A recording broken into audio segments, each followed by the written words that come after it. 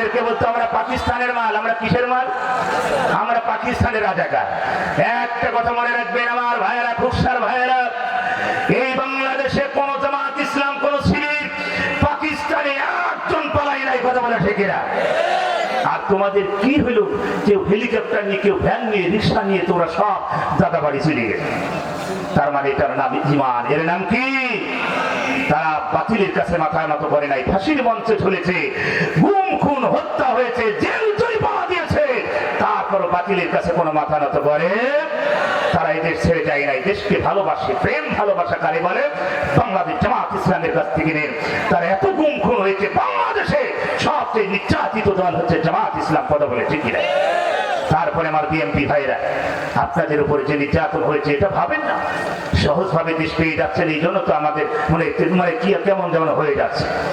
ভাইরা আমার, আমরা তো আপনাদের শত্রু নাই, আমরা সবাই মিলেমিশে থাকতে চাই। কথা ঠিক না? আমরা 14 দল বাদে আমরা সবাই মিলেমিশে দেশটাকে সুন্দর করতে চাই। আমার সম্মানিত ভাইয়েরা আমার, আসুন বাংলাদেশ, এই দেশটা সোনার বাংলাদেশ করতে হবে। আলেম ওলামা আমার বাংলাদেশে যদি না থাকে আল্লাহর গজব নিয়ে না।